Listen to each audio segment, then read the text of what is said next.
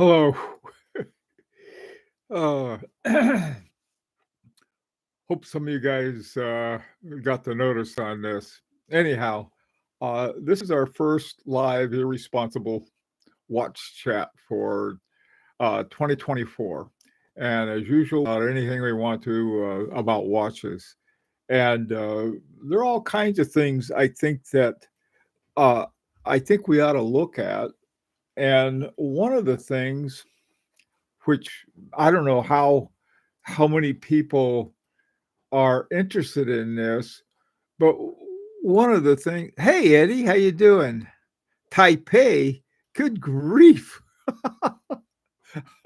Hi, always great to see you. Never know where you're going to be, Eddie. Hi, Dominic. Ah, geez.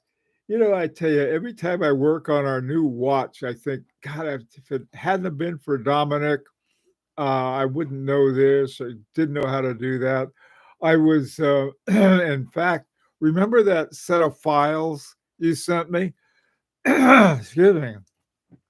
As usual, something like that would come in handy. And I was I'm finishing up. Whoa, I didn't realize that. I better be careful here before I break something yet again. Hang on, let me get this thing on so I don't bust it. What I'm doing is that I'm putting the back on. Hold up a second. Get my friction ball here to come on. What I had done is just about finished up our watch. Our brigade. Come on. Sometimes to get it started, friction ball is more for undoing it, but I know it's important to have. There we go. Oh, by the way, how did the sound and everything turn out? I've been so discombobulated lately that there we go. Anyhow, what was happening is that I was cutting down the length of the stem so that this wouldn't stick out so much. Probably needs a little more trim to it, but you know, when you can't make it longer. You can always make it shorter. And anyway, when you make a cut, there's always the issue of the little metal spurs and stickums out there. So you try to screw the crown back on. And so I needed the files. Okay. 24 hours of flights later. Oh my God. Jesus. Well, you're young, Eddie.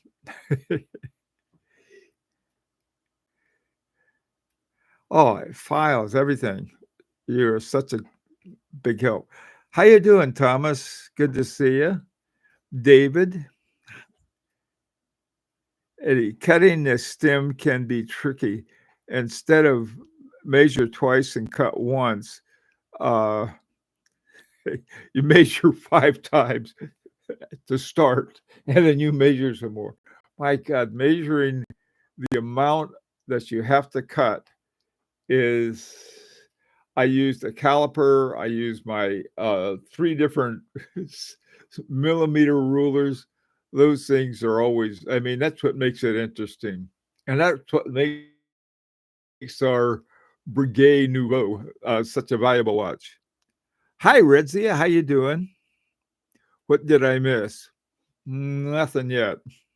I'll try to, we'll see if we can get you something. Yeah, repeat the process and the stem is, I know, I hate doing that. It's sort of like, and then you got to, file it down again, put the crown back on, stick it back in. It drives me crazy.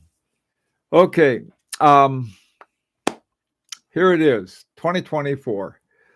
Um, what would be something I think would be worth spending some time on? I can think of a dozen things. I mean, there's so many things. Every time you think you know everything, there's something new to learn about. And what would you like to learn about in 2024? Anybody got any ideas on that?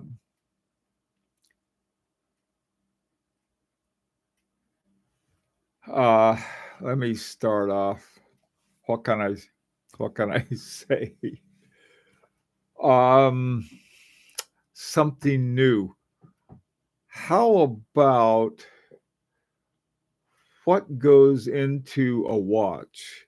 In other words, when we look at all the gears and everything, we gotta let's take something that is considered an in-house movement by a well-reputed a watch company with a good reputation for telling the truth.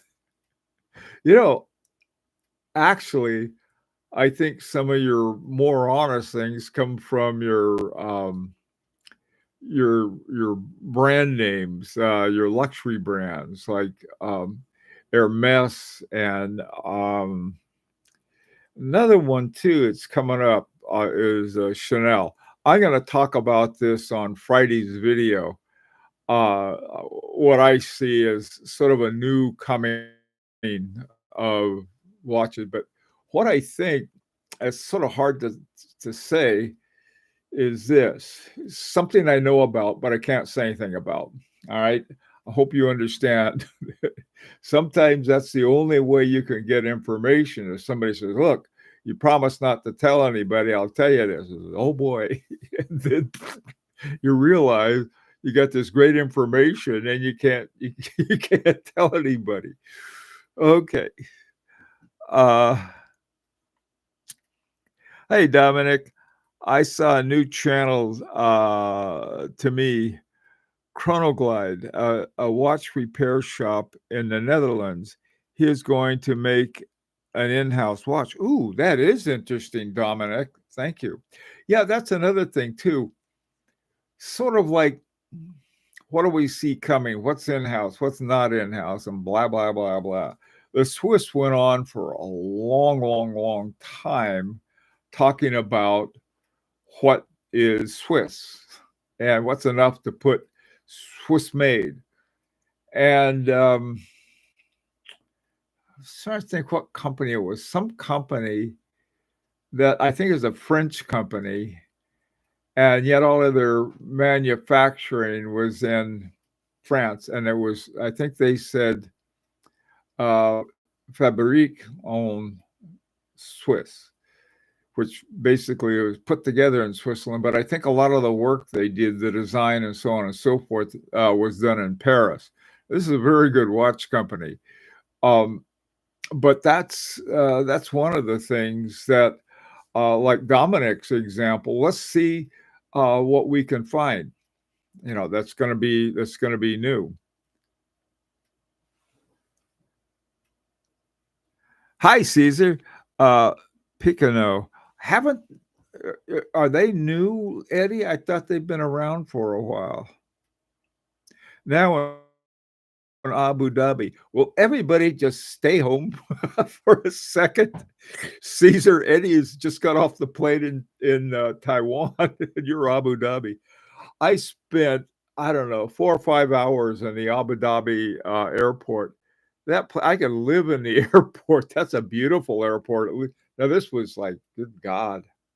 Well, I talk about 1984 like it wasn't too long ago. I just realized 84, 94, 2004, uh, 2014, 2000. That's 40. Was it 40 years ago? 40 years ago, I was there. Maybe it changed since then. The new massive airport is just ready. Ah, okay. Well, so hi, Bmatic. Would you like would you like the maid the male what? The male something or other, uh, make a video on Panerai watches? I probably did it sometime. Um, and I didn't make any after that because I quit trusting them. I spent a lot of time finding out about, um, and then I made another one when I thought they had an actual movement that they made themselves. It turned out that it wasn't, even though it had a similar name. Hey, Caesar, love to know more about Etude 3 you mentioned. There are already some discussions about it. They're just starting on designing the movement. I mean, here we're gonna have this is our third watch and our third movement. This one is really gonna be different from the first two. It's even using a different base plate. With what I can tell you, Caesar, is exactly what I know, and that's this: is that it's going to have let's see, it's going to have four hands. I think that's right. An hour hand, a minute hand, a regular one, and then it's going to have a retrograde 24-hour hand or a retrograde 12 and 12. We'll have to see. They literally just started to design this. So Agenor did. So one of the things I'm hoping they'll do with it is put another what are they called? A cookie, another cookie in there for us. Like in one of their watches, or one of their watch movements, I should say, they have a Batman. It's just a bridge. That's close enough. We'll make a Batman out of it. That was one cookie that they put in. In ours, we had the in the gearing of one of our gears was the starstruck lovers or star-crossed lovers with the kite and the shooting star and this boy and girl.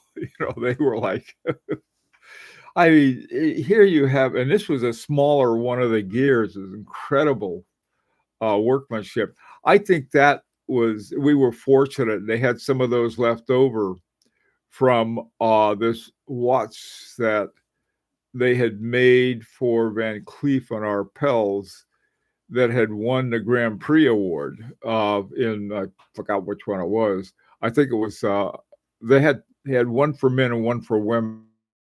And this is the one the one that won, I think, was the one for women because it was this incredible complication. So I don't know, really, Caesar. We're we're pretty. We're just getting kicked off on this, and to me, this is a very exciting time. Uh, after we get our first design, it'll go in with the Air Zulu, Heurezoulou, but it's pronounced Air Zulu and it means Zulu hour. Um, for those of you who are familiar with pilot terms, Zulu time is pretty much the same as UTC and GMT time. And so we'll have I think, a 24-hour going back and forth. But I don't know yet. I mean, we have, we're going to have the movement designers are working on that. And then what they have to do is that our designer has to work with the designer will have all of the specs on the movement, and then those specs have to go to the case maker, and then in order to coordinate, make sure on our watches, we don't have sort of one of those little ones, or it fills it up pretty much. Some of them are, I mean, this is my Langenheim. See how that perfectly fills up the case? Ours does pretty much the same thing. Our case may be a little different in size this time. The first two were 39 millimeters, and this one will probably be 40 or so, but I'm not even sure. We'll see what happens. Okay.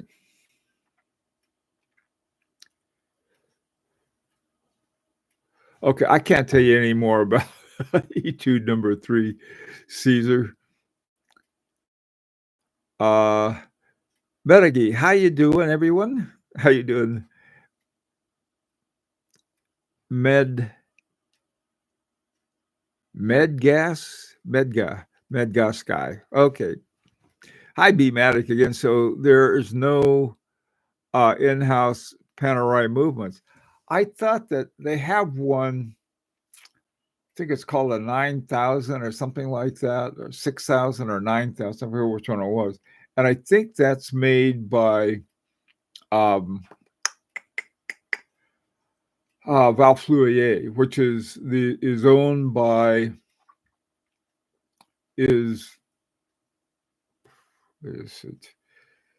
Richemont. It was Richemont. They've got we got all of these different owners and all of these different brands, and I get confused about all of them.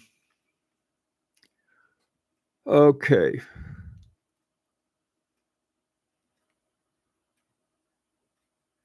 I don't know.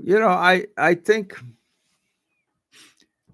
ever since the 318 incident, I don't know. It's just sort of like, hey, if they're going to do that with one thing and they got caught, who knows? I mean, I don't think they thought, no one's going to look at this. They had a solid background of the Brooklyn Bridge on it, known as the Brooklyn Bridge Panerai.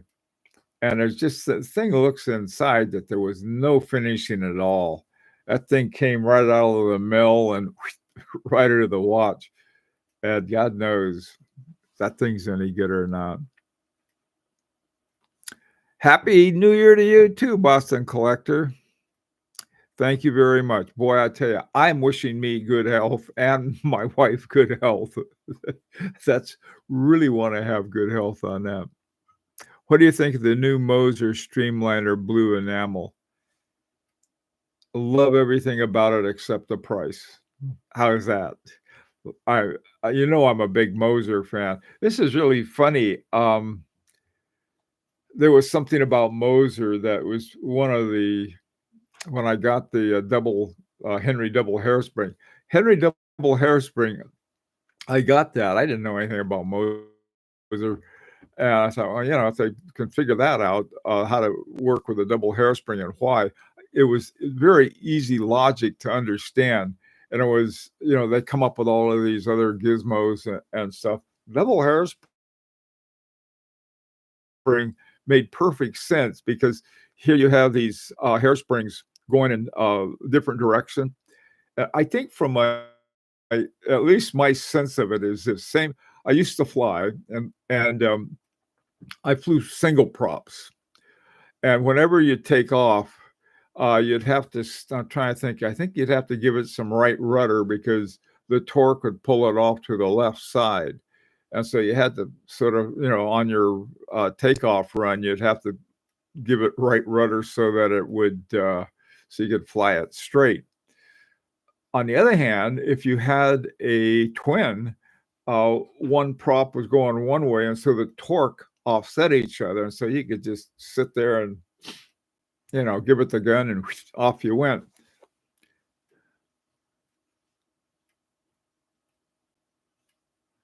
Hey, David, I think those cookies usually Easter eggs, that's the term I was thinking of. Yeah.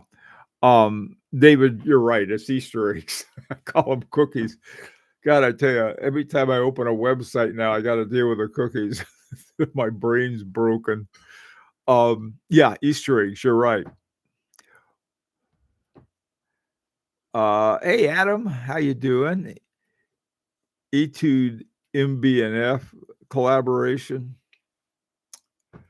Oh, it's really funny because, see, MB&F is essentially a a collaboration between Martin I forgot what the B is for, and somebody else. So it's MB and F being the friends. Now, if we were friends, we'd have to have something.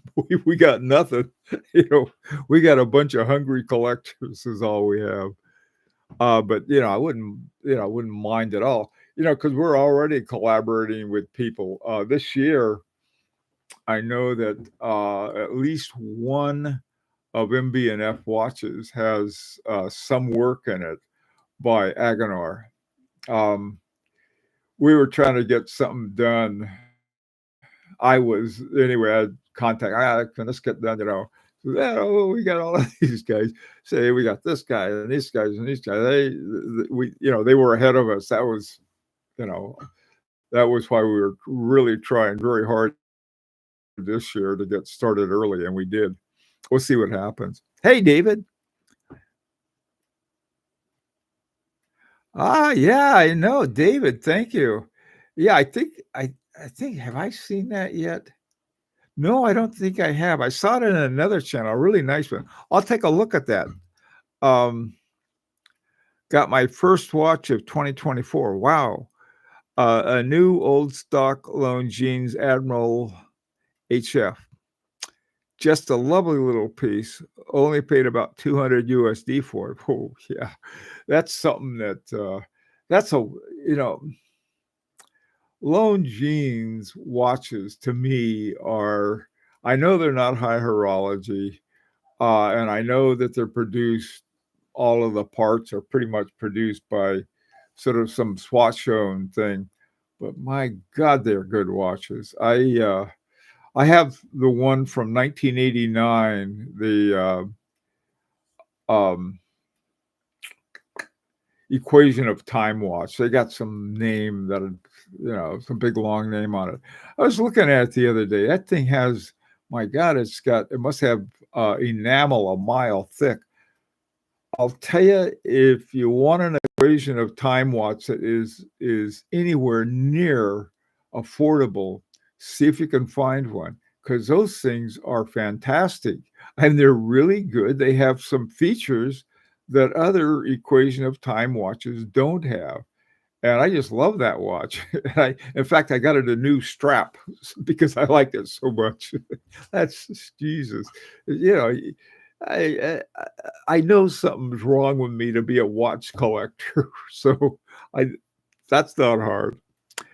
Okay. Uh, is it still possible? Yeah, shoot me a note, Caesar. I'll see if I can help you out. But what we have sometimes, some guy will change his mind, or his wife will catch him. We'll have a slot open. I'll see if I can get some for you, Caesar. So shoot me a note. David, oh yeah, okay. I'm gonna see. I'm gonna have to look at that. My first watch of 2024. Good way to start the year. Hi, BMatic.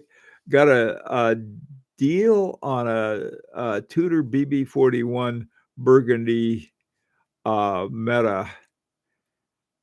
Am I now? Close enough, BMatic. Close enough. Yeah, they had. I suppose. Yeah, you might want to consider. Sure, you can be part of, I guess, entry level high horology. We'll call it that way. I'm considering selling some pieces and buying one higher level, either a Jaeger-LeCoultre or Chopard LUC. Nobody asked me, but my suggestion was go for the Chopard LUC. There's some Jaeger-LeCoultres. There are a lot of them. I love the looks of them, and I don't know. There's certain watches that go through a funny time.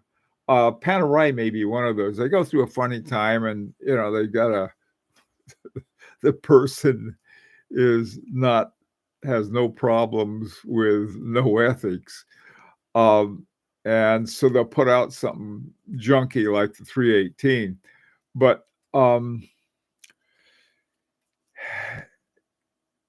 the Jaeger-LeCoultre went through a similar thing.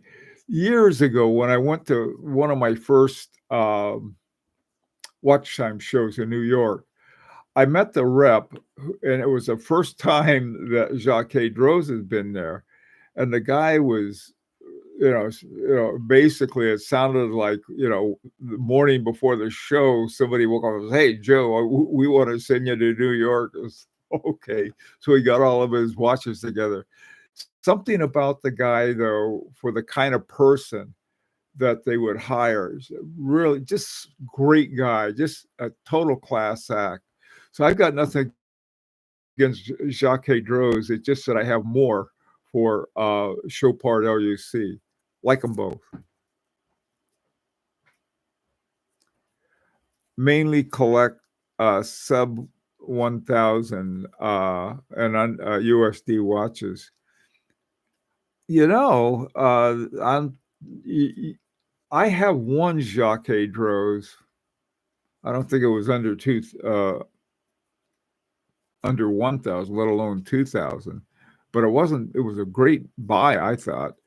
But like I said, I'd rather have an LUC. If you can find one for under 1,000, that'd be pretty good. What I would suggest, if you're going to sell some watches to get a better watch, save up enough sort of so you can come at the floor level on a Chopard LUC. No, Max Booster, that's it. That's who I say, not Martin. Thanks, Adam.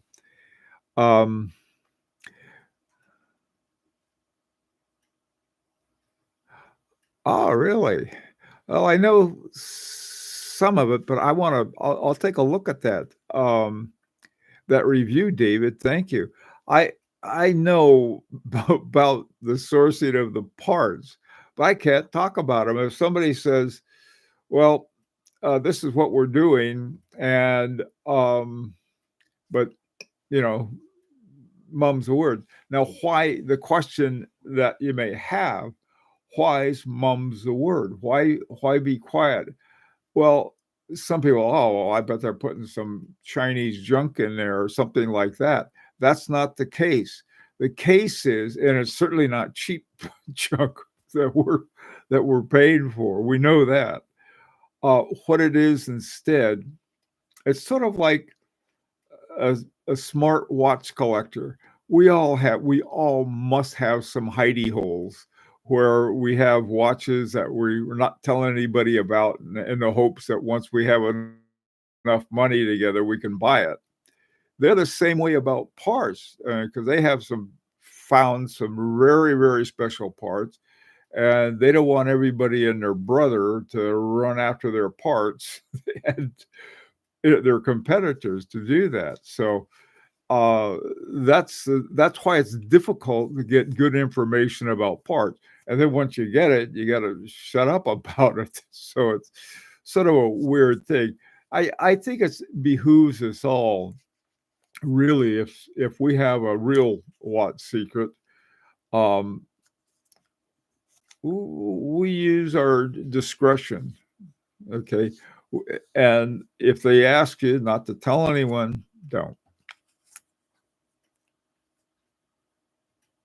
Hey, Truman. Happy cold New Year's. Boy, yeah, we finally, December finally hit. We haven't had our first snow yet. I've got, hang on a second.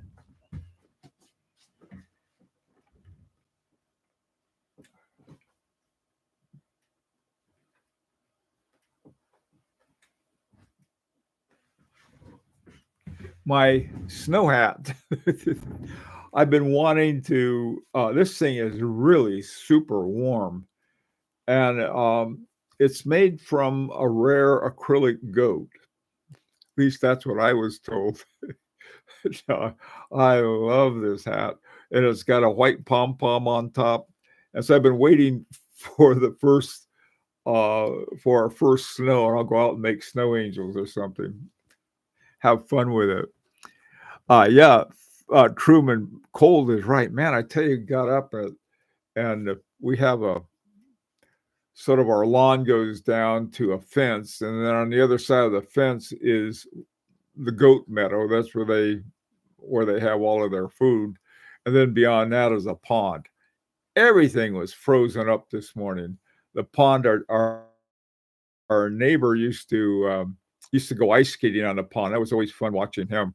Um, he'd always invite me. Oh, come on, let's go doing some skating. And it was like, I've been ice skating. I've been there and done that. It's just not my thing.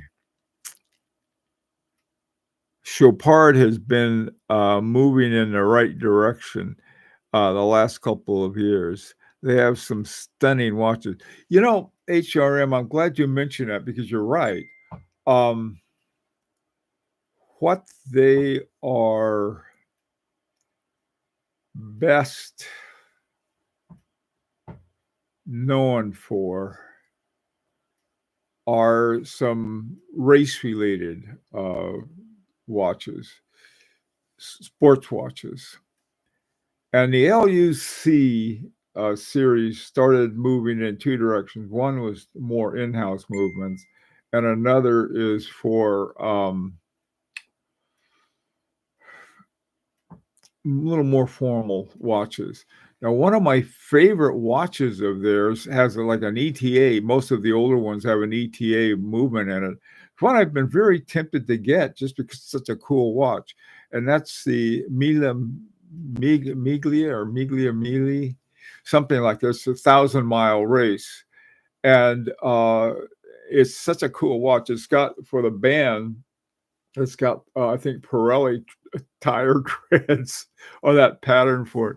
Really wonderful watch in terms of at least something cool about it.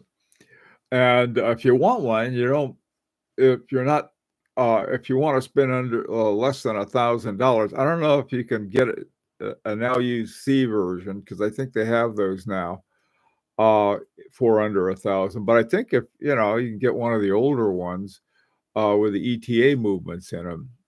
But that's a very cool watch. Love that watch.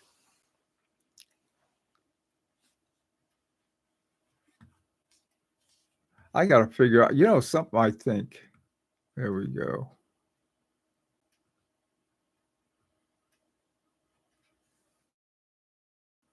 Hey, Allie. Happy New Year to you, too. What are your thought about the Alpine Eagle? Like that watch. I really do. Alpine, that's an LUC.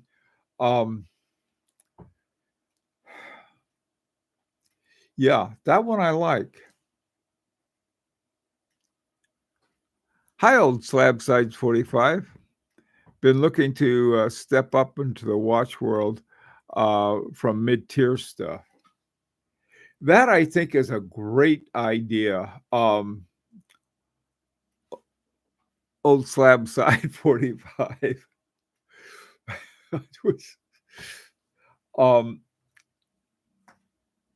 This is the point. To me, one of my goals, and it has been for a while, is to always to discover watches that have really good movements in it. Like there are some, if you can find something with a Frederick Piguet movement in it, those are great movements. The 1150 series.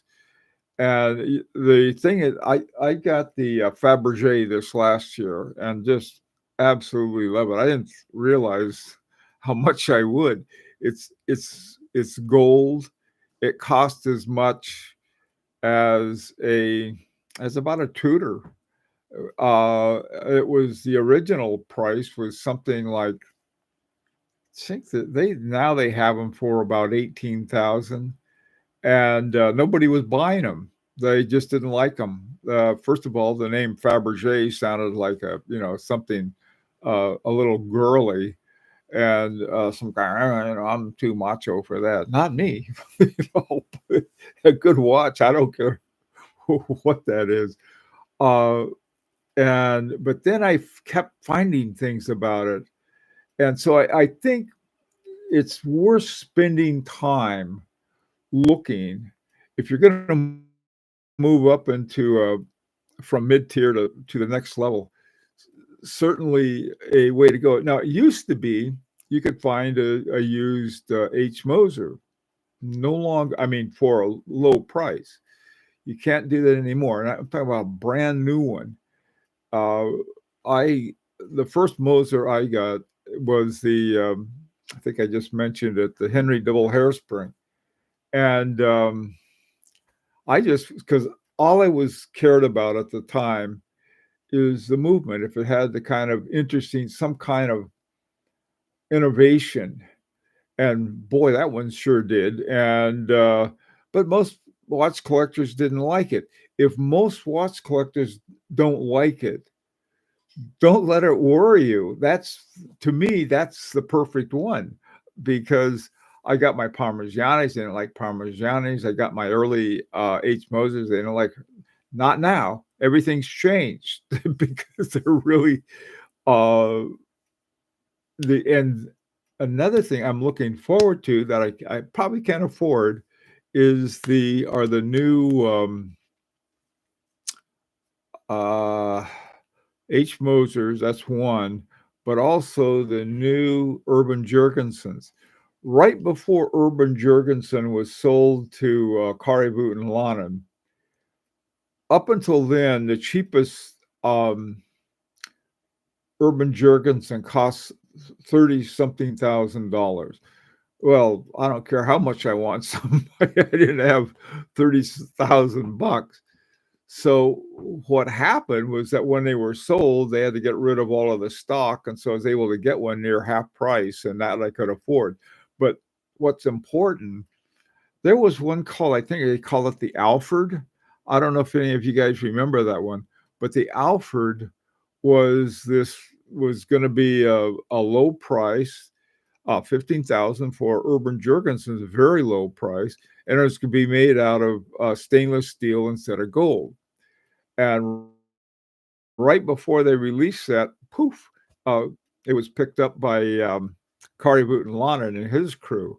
So what we may find is that they were supposed to come out with all the new ones under Kari Vuitton-Lannon's uh, sort of, I don't know how his name is going to fit into that, but um, what they're what they may do, I'd love to see if they said, okay, let's whip up the old Alfred so that people can afford it, and we'll see what happens. That would be very cool if they did something like that. Now, 15,000 isn't chump change. At least to me, it's not, but it's certainly better than 30,000. Let's see.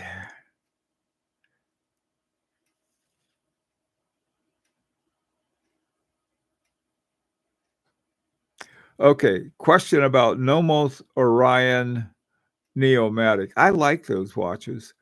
And a JLC Master. Have to go with JLC on that one. As much as again, these are both good watches. I don't think you could make a bad decision, to tell you the truth. But I think that JLC would be a better one. Old Slab Side 45. This is fun. Finally, catch you live. Do you know anything about the movement and how they make the dial? The dial is crazy. For the Alpine Eagle, no, I don't, Allie. Um, I don't know about that. HRM. The JLC Reverso Ellipse is one I'm saving up for. My only grail is a monoface Reverso with 2 dials. Yes, that is certainly something worth saving up for. They're sort of funny. One thing I would look for, I would suggest, if you want to find a really good watch, it's not a Reverso, so it may be out the door, but one of the watches that, Jaeger-LeCoultre had from their geophysic line. They had this great line of watches called geophysics, and they had all kinds of neat things in that line. And then one day it disappeared, and I think it's simply the buyers didn't want it. Most buyers aren't. I mean, most watch collectors aren't like us. They're they're saying, I think there's a lot of consideration of resale value and so on and so forth. I never worry about that. If I like the watch, I don't care what it resales for, if it's a good watch. And I think that really helps because then you can find uh, watches that are really good watches that are under the radar.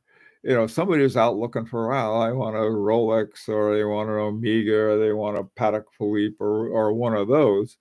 That's fine with me. In fact, if they don't like the ones that I like it even better because then I know they're going to have a hard time selling them. And so I'm in a better position to negotiate. Now, that may sound like an evil, rotten way to look at watches. Not to me. Okay. Can you make a video that you show us your process about how you buy a used watch online?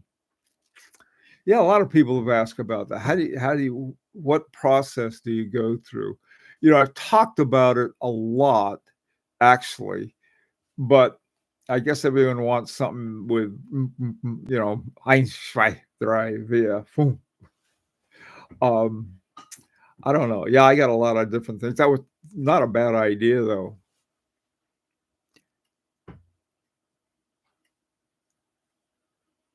Ah. The Alpine Eagle movements are made by Vaucher and decorated in-house by Chopard. Ah, cheap to service.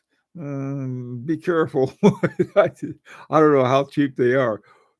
HRM, did you actually get a price on the cost of service of Vaucher? Because I know, you know, Vaucher could be in 50 different watches, but Vaucher can handle it.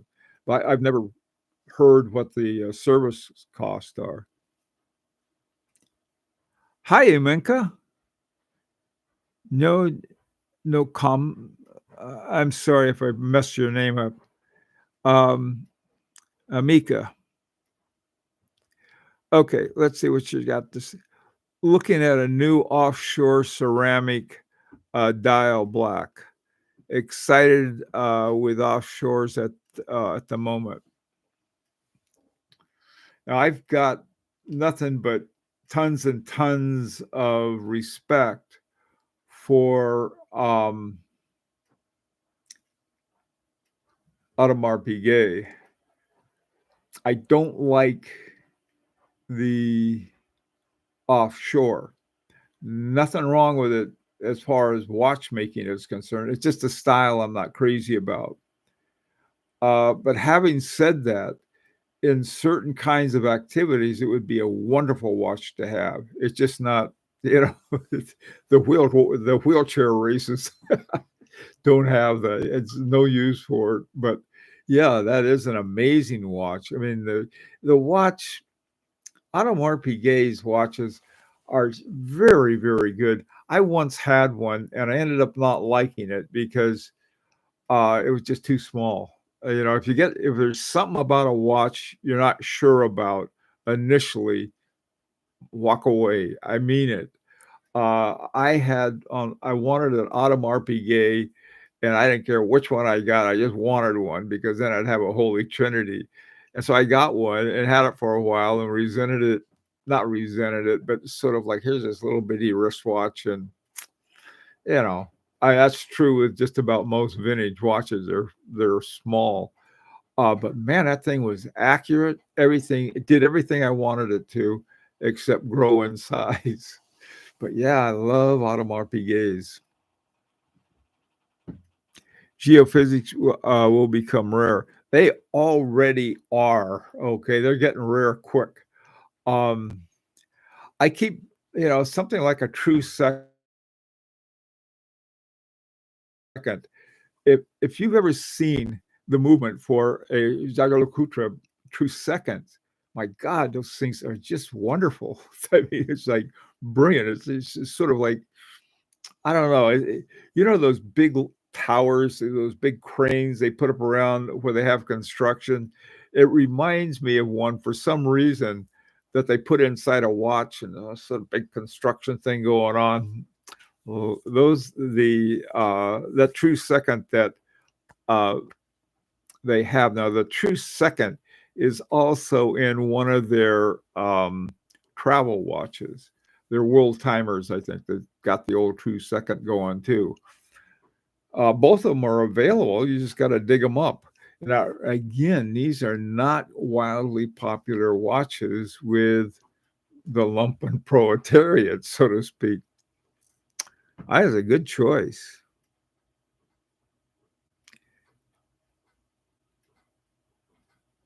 What? Okay, let's see. The geophysics will become rare someday. Only sold for a short period. Yeah. HNY, by the way, and loving the beret. Now you can get one too. I tell you so about berets. Um, I started wearing a beret when I retired just because I could wear anything I wanted to. I didn't have to go to work, and people would say, "You're not supposed to wear that to work." So, I didn't wear berets. And the once I got them, they are so comfy. They're just super comfortable. They're super warm. And sometime at one point in my life, and I don't remember when it was, that all the hair on top of my head fell down on my beard. And so I needed something to replace it. That could happen to you too. Okay, let's see. To save you time looking for the video, your watch is on the video name 10 Watches That Blew My Mind. Came about 2 weeks ago. My God.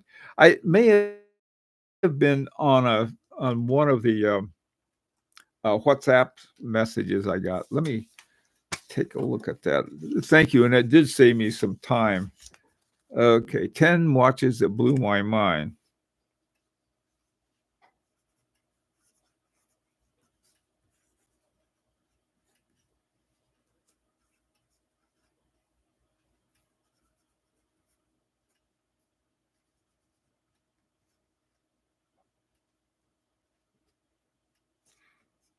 There you go. Okay, what else do you guys have? Emilio, how do you know how exactly it works? The 6 positions regulations. I cannot find anything online. Just the positions.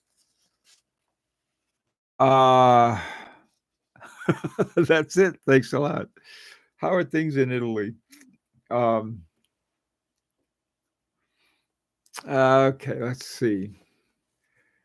What you have with 6 positions is that you have your watch like this, they measure the timing this way and then make adjustments, or they note what the amount of timing the watch is ahead or behind, and then they have it this way and this way and then this way. Anyway, there's 6 different positions they put it through. I guess this way and this way. I don't know what they do. Anyway, so they go through those 6 positions. Now, what my understanding is that especially if there is a big difference, then they would do some adjustings just in that position. But I think for the most part, most watchmakers take those positions and they average out some kind of timing element on your balance wheel. That's the stuff.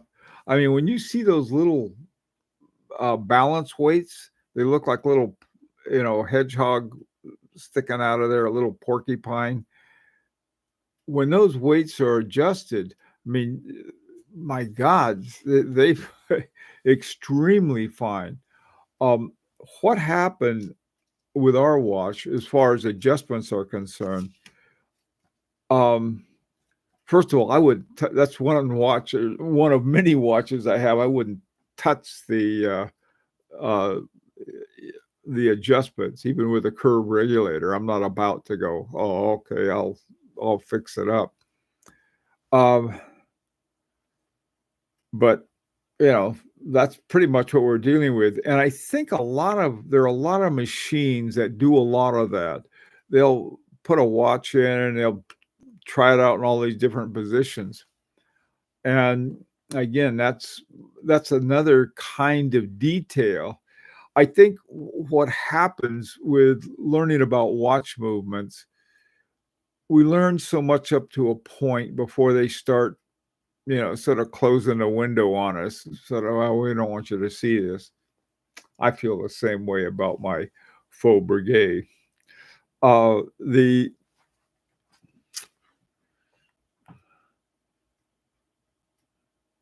So the six positions now, if if the watch is messing up in just one position, um, but everything else is fine, I'm not sure what they would do, because that would be usually one position. They may know which one of the however many ever weights are that they have to adjust. A lot of the newer um, free-sprung uh, balance wheels have four weights, and let me see it myself.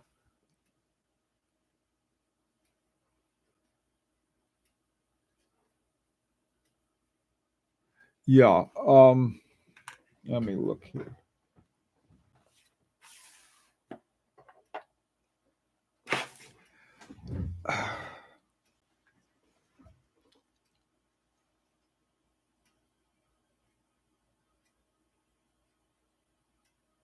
I can't see it. I thought this one may have it, but you have four spokes, and at the where the spoke meets the balance wheel, or the, I guess, side of the wheel, um, there's a little weight and there's a little screw line in it. And by simply turning that weight one way or the other, you can get the watch in perfect movement.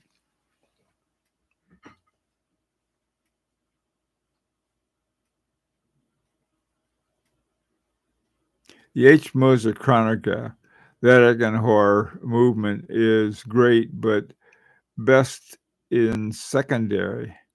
Not sure why the results are bad, but best in secondary. Eggenhor movement's great, but best in secondary. I'm not sure what you mean by that. They have, remember now, when we're talking about that movement, there are a lot of versions of it.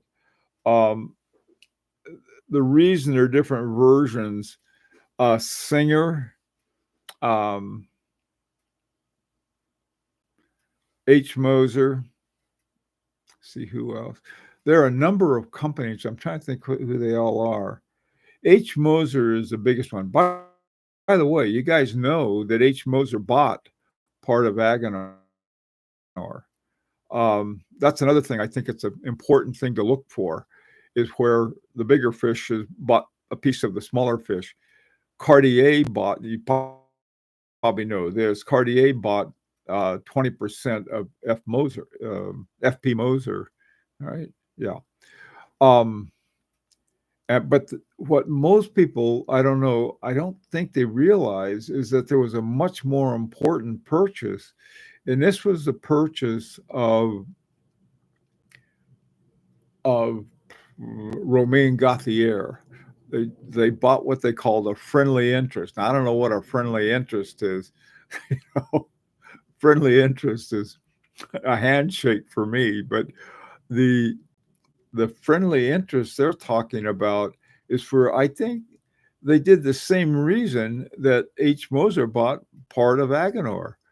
They wanted more access than the other companies who use the eigengraph movement have. Trying to think. See, oh, I'll tell you something they may come out with. Maybe Hermes might come out with a chronograph with a eigengraph movement. You know, all of the ones that I went to take a look at them at H. Moser, they are all gone. They sold them all. And I know that uh, for a very good reason. They're incredible. They really, I mean, it's one of the only real revolutions I think we're going to see in chronographs uh, in anytime soon, because they use the old models for for literally centuries on the old ones. So that's going to be interesting to see if they what happens with that.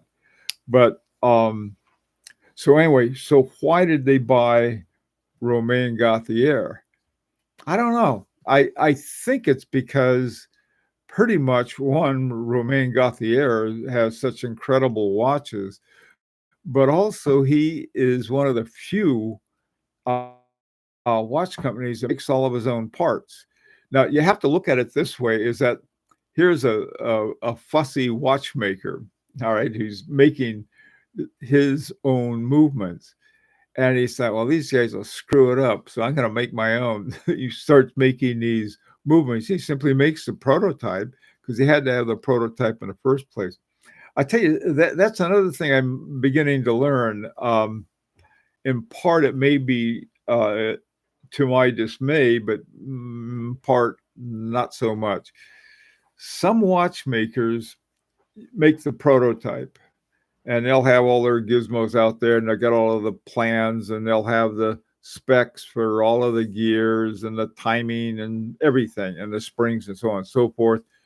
They'll put the on the chronograph on the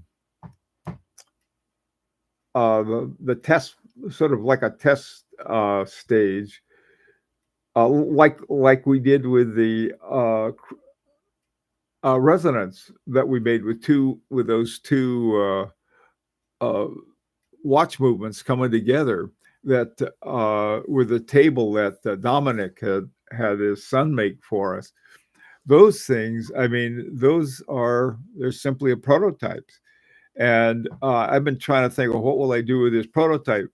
And I just did it so I could see the resonance on it. The price was of two movements.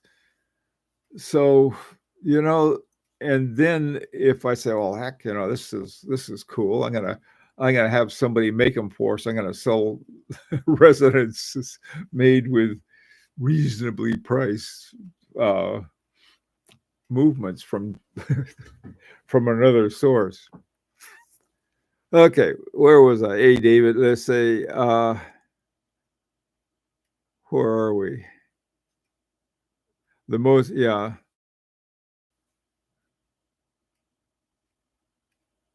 I don't know what you mean by that, Emeka, about being in secondary.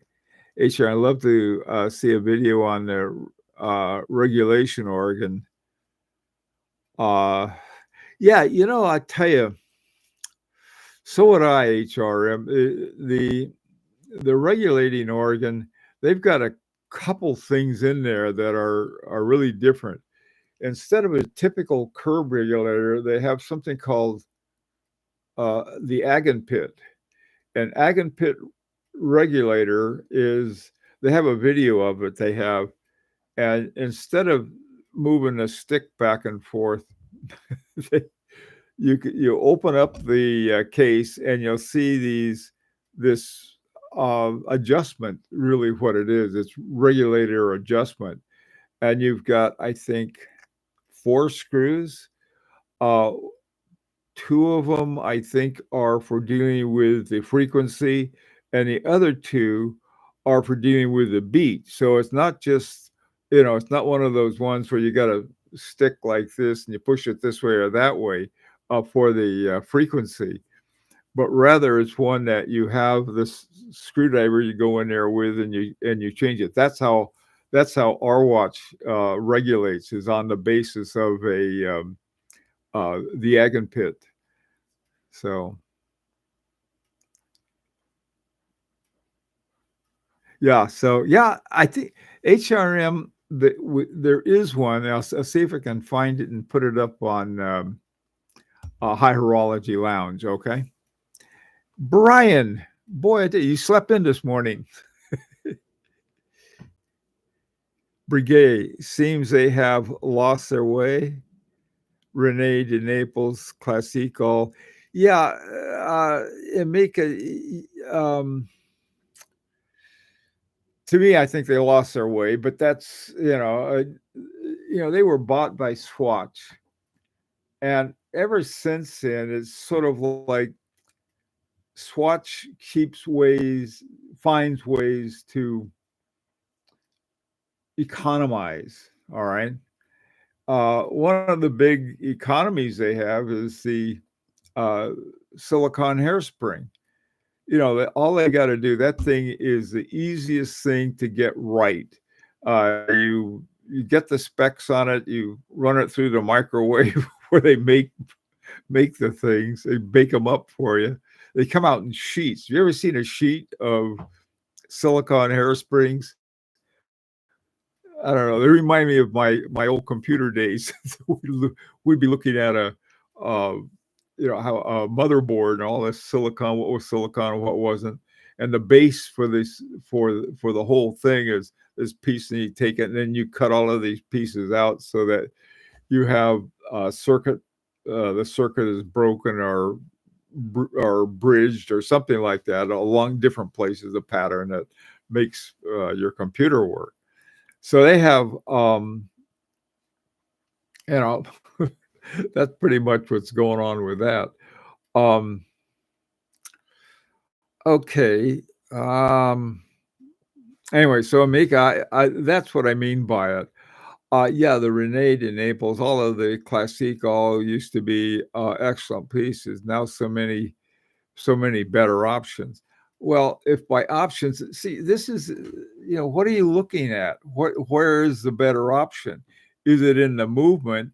Because Swatch now owns it and they can slap in a silicon here and there, or is it because some innovation? This is what worried me about Jaeger-LeCoultre. The geophysic was all about horology, and they took that away. And now it's all about style and sales and so forth. And I'm afraid everything that Swatch has pretty much done that to it. I hope that Richemont doesn't do the same thing with Val Fleurier. I'd rather have a watch from Val Fleurier than the hairspring in a Patek Philippe these days, because Patek Philippe also went to the silicone hairspring. I know that, here I am talking, I don't have to run a watch company. And if I got a board of trustees saying, look, we want you to bring in some more money. And I'm finding, well, the way to do that is simply put in silicone hairsprings. Okay. On the other hand, I've talked to a lot of really top watchmakers, and to me, they feel the same way about it that I do. It's sort of like well, yeah, sure, yeah, you can do that. It's sort of like making a cheap version, because it's not easy. Making hairsprings, very few watch companies make their own hairsprings. That's another thing I like about H. Moser. They make, not only do they own the company that makes their hairsprings, namely Precision Engineering. But, that's, like I said, this is me. You're going to have a lot more accuracy in just about everything with a silicone hairspring. If something pops, it's adios. I mean, that's it for the watch. And with the brittleness of silicone, that may be a problem. Hasn't been yet, as far as I know. and it may never be, but that could be a problem. This is the one that Roger Smith talked about. He said, you can get perfectly working vintage watches, that are 200 and 300 years old, and everything still works, and they've got these, metal hairsprings made out of transition metals. Anyway, so those are the kinds of things, I that I think are important. You may not, and other people obviously don't.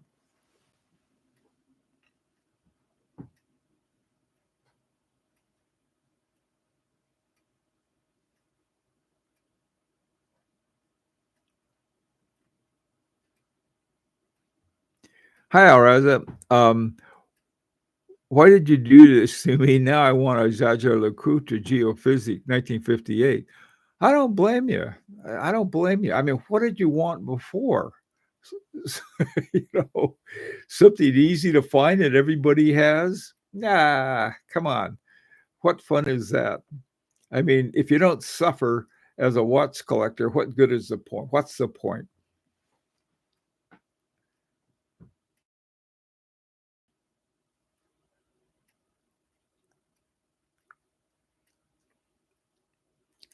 You know, One thing I like about Breguets is they make beautiful watches. They've made, when was it? Like 2006 or so is when they started putting in silicon hairsprings. It looks older ones. Um, hey, Robert, how you doing? Thank you.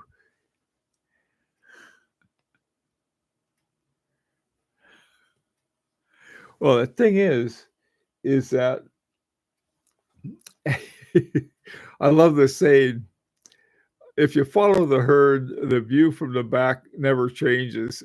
you know, it, Watch companies, again, smart watch companies are ones that produce watches that the multitude want. I mean, if there's some submarket, years ago, there was something called Duot, which was one of the first publicly available flight planning software that they had for pilots. And this is back in '88, sometime around then. So my friend and I, we were pilots, and we were very familiar with software and programming and all of that. So we decided to write a book on it, and then also the software with it, where the problem with the way that they wrote things, it was all caps and really hard to understand. So we had our software fix it all up so it's very easy to understand. I also, just to show off, if there was a lightning storm, I'd have a sound effect for it. Hey, talk about a jerk. Anyway, so that was what was going on. And the we didn't know what was going to do. That thing sold out. The first printing sold out, so we decided to come not only with a second printing but a second edition that was about twice as big, and it went too pretty quickly. In fact, my partner and I were so busy packing and shipping books that there's a book company for airplanes and stuff. I think it's called uh, Flying Books or something like that, or Aviation Book Company. I think that was the name of it. So they offered to buy them all from us. Say, hey, good, just so we didn't have to keep doing that. And the point was that if we had been a smart business, we would have figured out how to do this a little more correctly. In other words, we would have hired people to do it. But there was a very, very small, but targeted group that needed that kind of book because the instructions for Duat were about as unclear as what they came out with when they you get your flight plan, you get your weather report, you look at that, and it was in all caps. It was most God, they still do that. I mean, son of lawyers. I mean, if you guys are lawyers, why in the world do they have everything in all cap when they have an indictment or something like that? It's in all cap. Why not use upper and lower cases for ease of reading? But that's the way they do things. I think it goes back to the old teletype machines. They wouldn't know from upper and lower case either.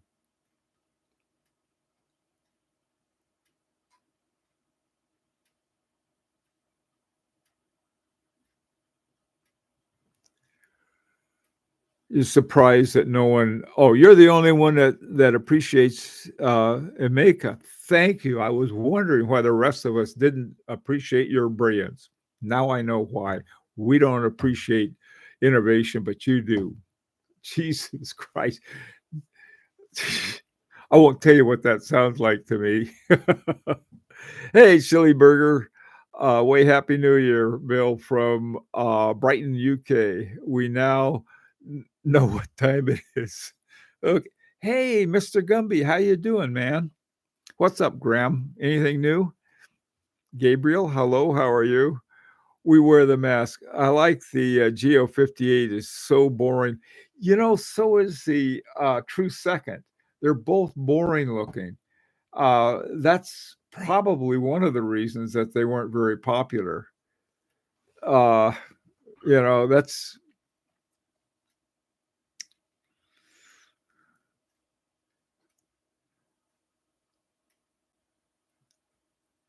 suits your concept.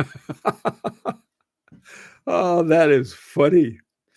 So, okay, we wear the mask, but I could stretch into an etude. It's just so handsome that I would worry myself about. Yeah, they are. They're beautiful watches. They're made of steel though. They're not gold, and they're very well. Every one of them is hand built. Um, yeah, no, that watch is. Do you have any watches you just love to wear all the time? I've got at least 10. Every time I wear them, I want to wear them all the time. It's true with my Langenheim. It's true with my Etude number one. It's true with my uh, Chanel Monsieur. It's true with, let me see what else.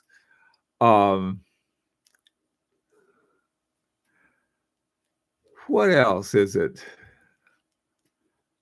My FP Journe. I love wearing the CS. The Chronometer Souverain is fun and every now and then, but it has much smaller dials. I mean, it's got two of these small dials, and it is fun to see and to check whether or not the small seconds are synchronized, and that'll tell you pretty quick at a glance. But you have to be careful about that because other watches I don't think about until I have them on, but they're not one I'd want to wear every day. Two I can think of is that two watches I just love are my Daniel Roth, but they both have a solid back to them, and I don't know, that doesn't bother me that much. Same thing with the Fabergé.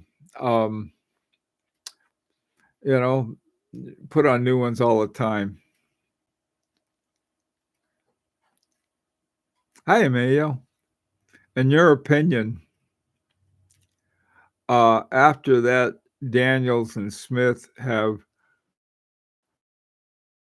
uh, proved that a low beat in a movement increases its longevity and extends service period, why most of the movements produced are the higher beat. There by higher beat, I'm assuming you mean 4 hertz and above.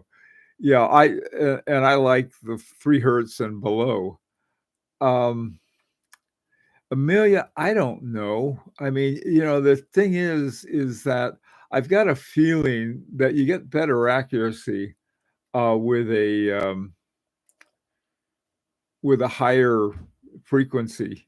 But, why chase high frequencies if you're in mechanical watches? Because what I think, the most I see in a mass-produced watch is a Zenith at 5 hertz.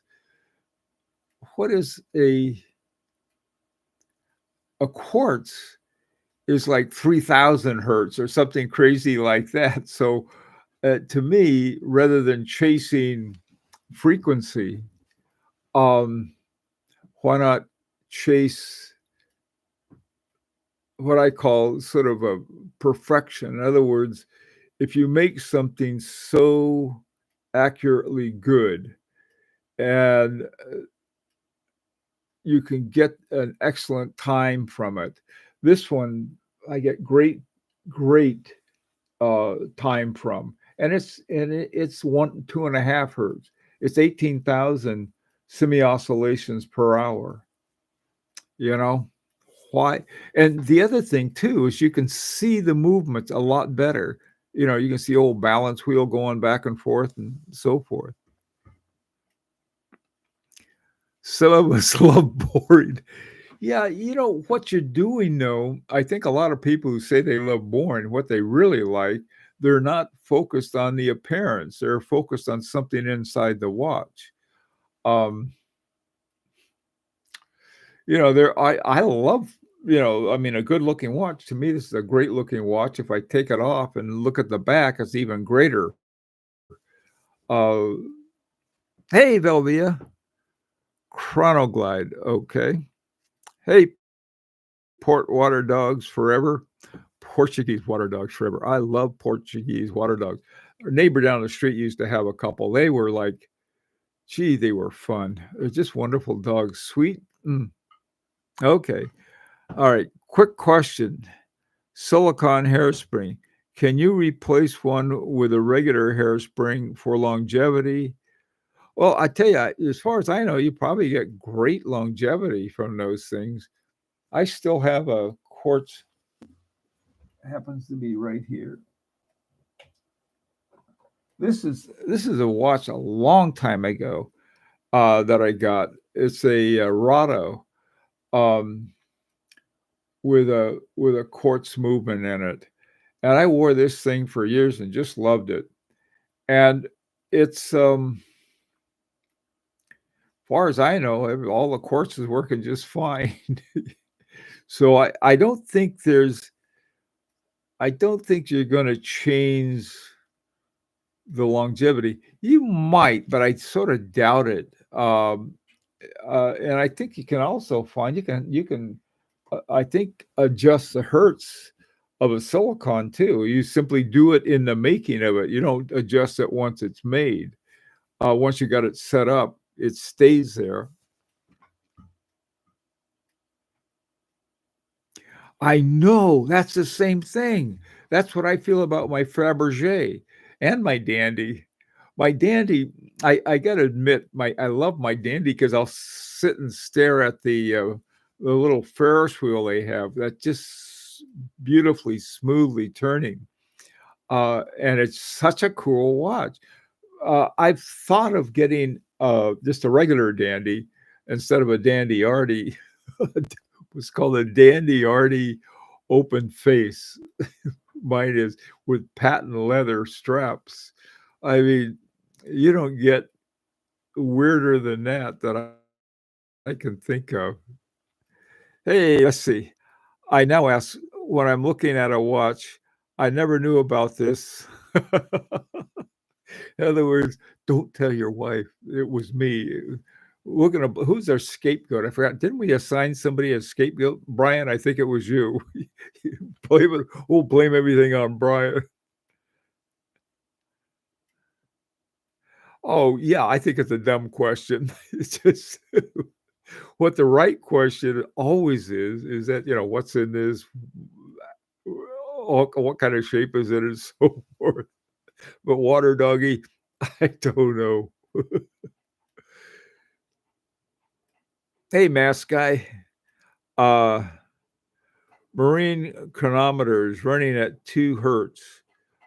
Yeah, but with gimbals and other doodads that are yeah, these are, Brigade Marine that you're talking about, mask?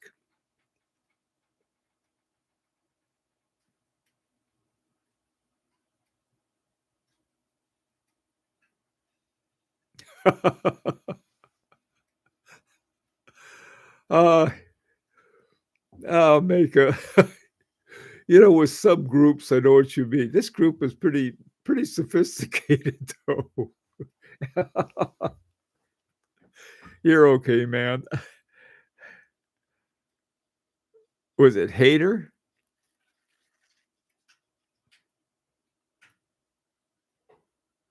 I don't know which one it was. It was Hater. Where is Hater? Hater's not here today.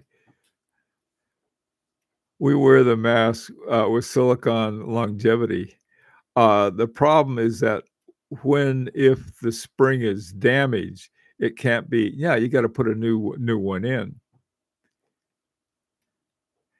Hey, Caterer Films, you made me fall in love with a Chaumet. Good. Well, I got something, in the Friday, I think, Chaumet is coming back. We got some surprises, some possible really big surprises coming for 2024.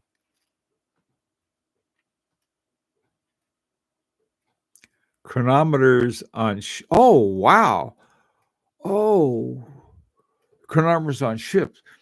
When I visited, I'll tell you a funny story about this. This is incredible. Let me tell you a story about a chronometer maker I met.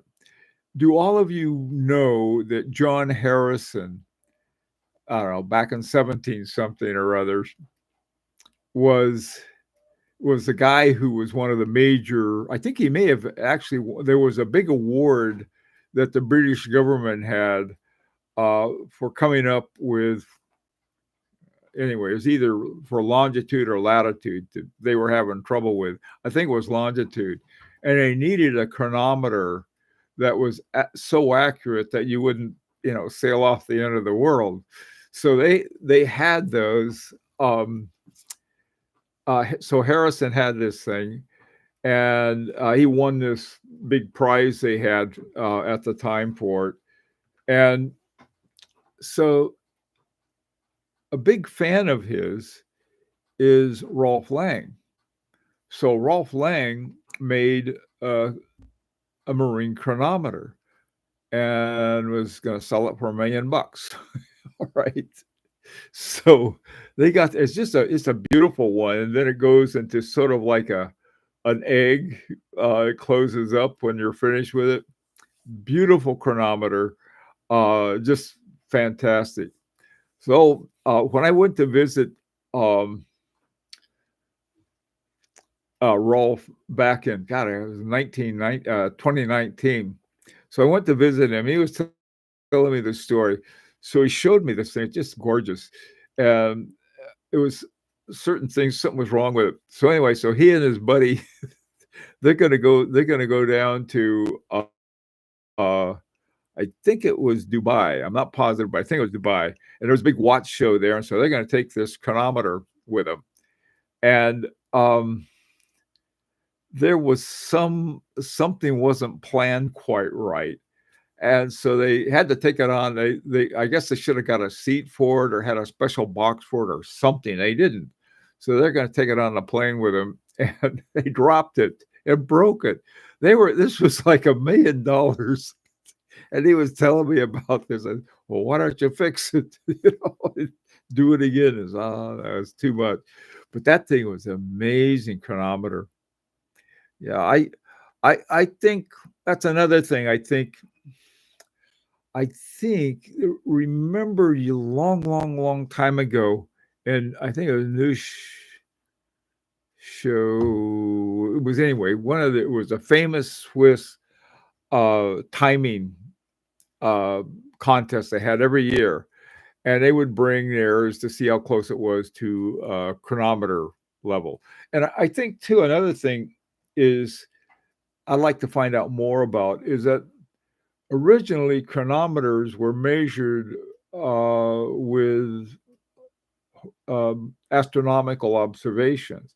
So they would stick your chronometer up and let's say stick it at some time, and then I guess what some certain collection of planets of the sun or something. And at a certain point when it was supposed to be 9 o'clock, and they would look at your watch to see what it was, and it had to be within some seconds or minutes of the correct time to get the chronometer status. Now, since then, they have machines that give it two shakes and tell you whether whether it's okay or not. I don't know, but that's sort of another thing I think I'd like to learn more about.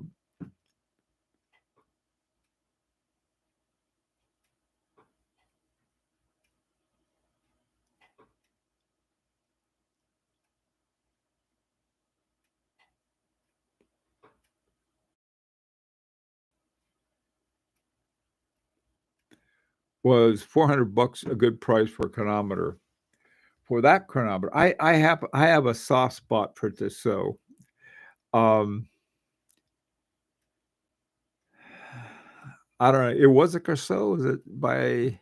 Let me see. It has an ETA 2824, a certified chronometer, and I thought that was a good price. Yeah, I think it's a great price.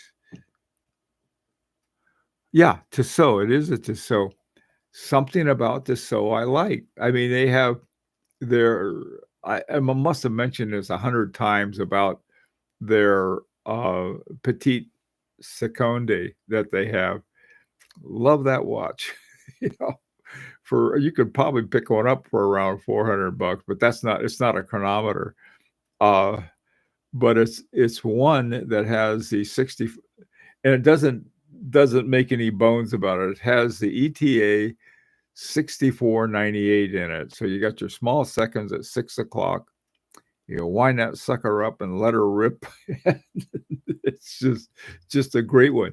You got a problem with the timing, you can pop the back off and go in there with a toothpick and move the regulator uh, one way or the other to fix it, then put the top back on and you're back in business. That's what I want to do with this one. I want to get the soon as I get everything the way I want it, this one I can take apart, and then this is why I got the movement for us with the big regulator arm right down. If you can see, it's that little stick going across there. That thing takes up half the half the size of the watch.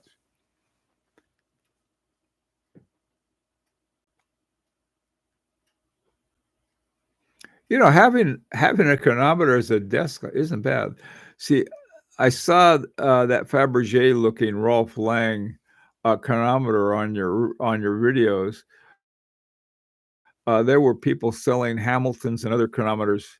Now we had chronometers. We didn't have chronographs though. Um, yeah, the Rolf Lang chronometer we had.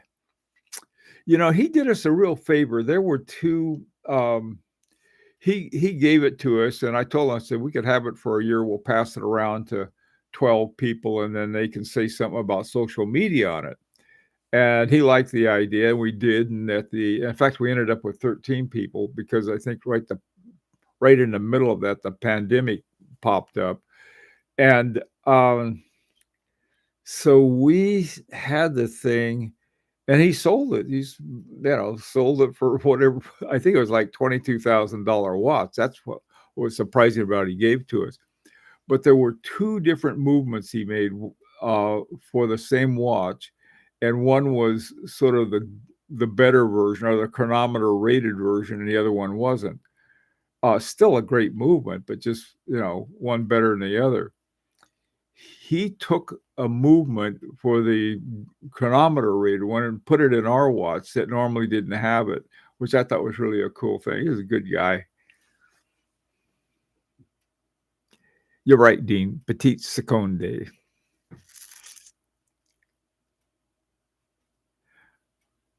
Happy New Year from San Diego. Oh, I miss all my friends in San Diego. Love San Diego.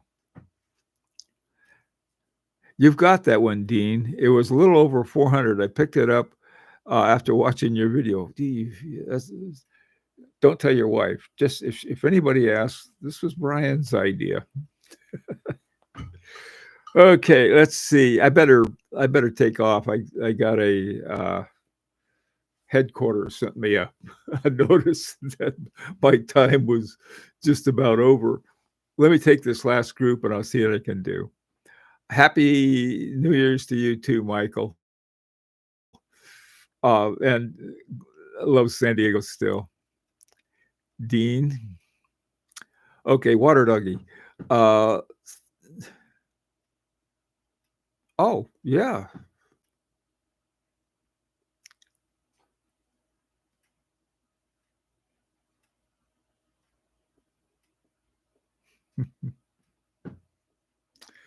Yeah, Water Dog, the whole thing about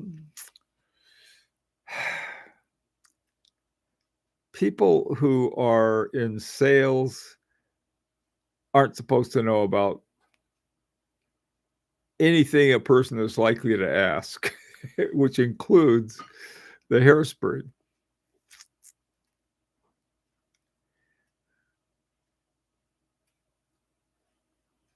Yeah, for some reason, Tissot was always looked down to.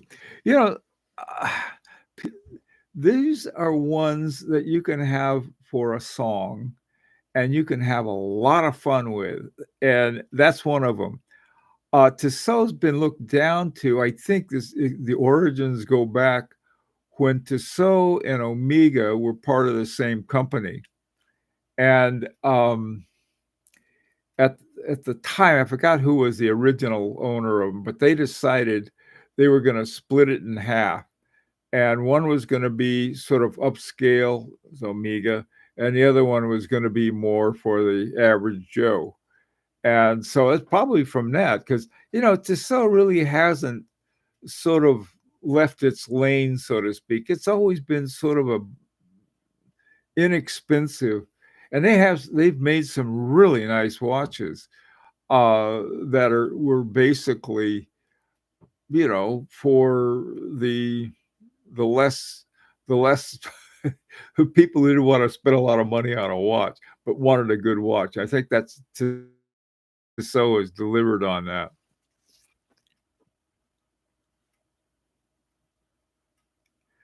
I used to live in Zurich back in the day for 6 years. For some reason, Tissot, was always looked down on. Yeah, never got that. Yeah, there's some, you ought to see the hate that, Hublot gets.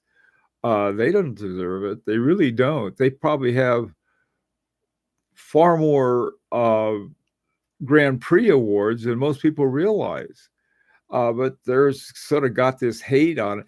Another thing, there's a certain type of, and I hate to say anything bad about my fellow, you know, watch video people, but there seems to be certain ones of them who sort of like a little pack of wolves. They'll decide, well, we'll go after this, or we'll go after this, or we'll like this, or we'll like that, and then they worship one brand in particular, and it's sort of like, come on, guys, have some fun, you know, get yourself a dandy. Okay, let's see. Um,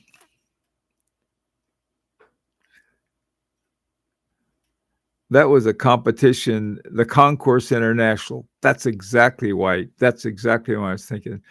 Uh, yes, Tissot dominated. Then Seiko came with their they brought in a quartz basically, and it wiped everybody out, and so they quit having it. That I thought was funny. Uh, Yeah. Well, I didn't know that, they still had it when, Girard-Perregaux. I didn't know that. That's good to know. Okay, guys. Thank you all for coming. Mark, glad to see you made it. And, we have our normal, discussions like this on Saturday morning at 8 a.m. New York time and at 4 p.m. New York time. So some of you guys I know from both of them, and you're always welcome. So those things are a little more focused and shorter. So anyhow, guys, thank you for coming and happy New Year to everybody. And let's see if we can get some really great watches this year.